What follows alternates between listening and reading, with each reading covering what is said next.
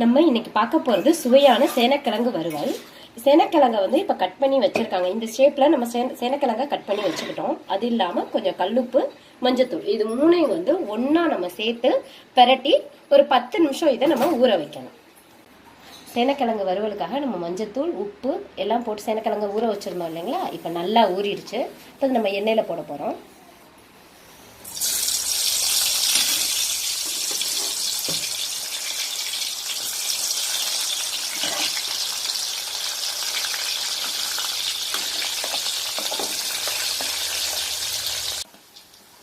சேனக்கிழங்கு இப்போ நல்லா வறுபட்டுருச்சு. இந்த அளவுக்கு கோல்டன் ப்ரௌன் வந்தால் போதும். நம்ம தனியாக எடுத்து வச்சுக்கணும். அதை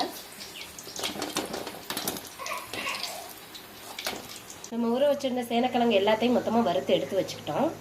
அதை தாளிக்கிறதுக்கு தேவையான பொருள் இப்போ நம்ம பார்க்க போகிறோம். ஒரு பெரிய வெங்காயம், ஒரு பெரிய தக்காளி, கொஞ்சம் கொத்தமல்லி, கருவேப்பிலை.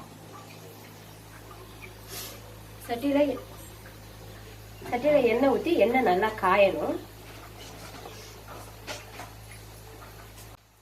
3 ஸ்பூன் எண்ணெய் நம்ம சட்டியில சேர்த்திருக்கோம். இது நல்லா காயணும். எண்ணெய் நல்லா காஞ்சிருச்சு. அதுக்கப்புறம் நம்ம ஒரு 1/2 ஸ்பூன் சோம்பு சேர்த்துக்கிறோம்.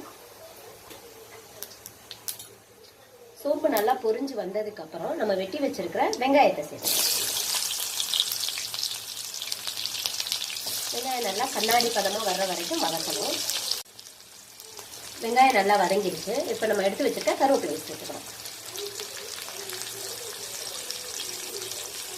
அதுக்கப்புறம் நம்ம கட் பண்ணி வச்சிருக்கிற தக்காளியை சேர்த்துக்கிறோம். கடைசியா நம்ம கட் பண்ணி வச்சிருக்கிற கொத்தமல்லியை சேர்த்துக்கிறோம். இது எல்லாமே நல்லா வதங்கி வரணும்.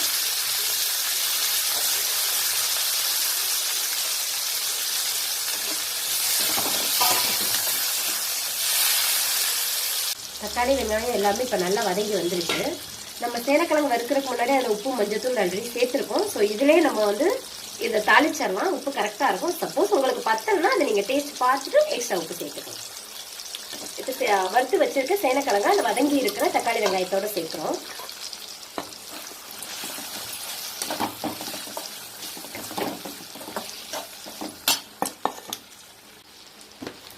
சேனக்கிழங்கு நல்லா தக்காளி வெங்காயத்தோட சேர்ந்து நல்லா வதங்கி வந்துருச்சு. இப்போ நம்ம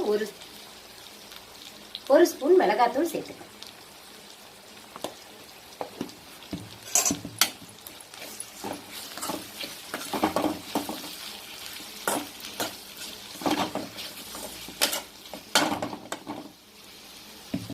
இப்போ நமக்கு சுவையான சேனக்கிழங்கு வறுவல் ரெடி ஆயிடுச்சு. இது எப்படி இருக்கும் அப்படின்னு பார்த்தீங்கன்னா, மேலே நல்லா கிறிஸ்பியாக இருக்கும். உள்ள நம்ம தக்காளி வெங்காயம் எல்லாம் சேர்க்கறதுனால சாப்பிடும்போது சேனக்கிழங்குக்குள்ள ஜூஸியா இருக்கும். ஸோ குழந்தைங்களுக்கு வந்து பார்த்தீங்கன்னா மொறுமொறுன்ற இருக்க ஐட்டம் ரொம்ப பிடிக்கும். ஸோ பெரியவங்களுக்கு ஜூஸி ஐட்டம் பிடிக்கும். இது வந்து குழந்தைங்க பெரியவங்க எல்லாருக்குமே ரொம்ப பிடிச்ச ஐட்டமா இருக்கும் இந்த சேனக்கிழங்கு வறுவல்.